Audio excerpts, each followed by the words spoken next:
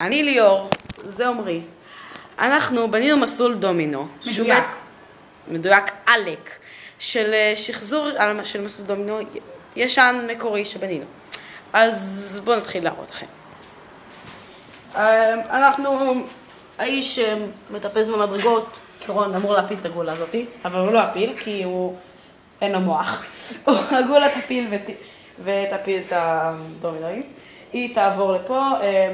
הדומינו כזה בטח יפגע באיש שמגיע לו. הדומינו פה ייפול, ייפול, ייפול, ייפול, ייפול, ייפול, ייפול, ייפול, ייפול, ייפול, גולה. ייפול, ייפול, ייפול, ייפול, ייפול, ייפול, ייפול, ייפול, ייפול, יגיע לפרפר, זה יהיה אפקט הפרפר. ייפול, ייפול, ייפול, ייפול, ייפול, ייפול, ייפול, זה צבעוני, זה הגיע החלק הצבעוני, זה צבעוני, זה כיף, אתם יודעים, וכו' וכו'. פעם היו פה אנשים, אין פה אנשים היום, למה? לא עבדו, תיקנו.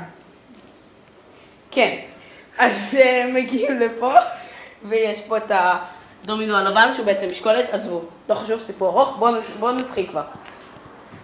פעם תבטא איפה, אני עושה הפיל. אוקיי, תפיל. הוא בועט את זה, תראו איך הוא בועט את זה, הוא בועט כמו מסי. הכל באשמתך, אני מאשים אותך. אני ליאור. הכל בגלל האיש הזה. ליאור, עשית את זה איזה הפוך. בוגר. איזה כתוב.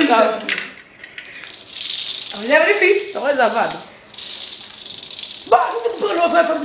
לא נורא.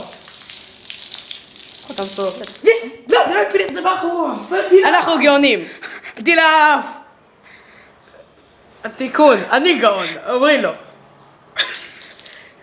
וזהו. זהו,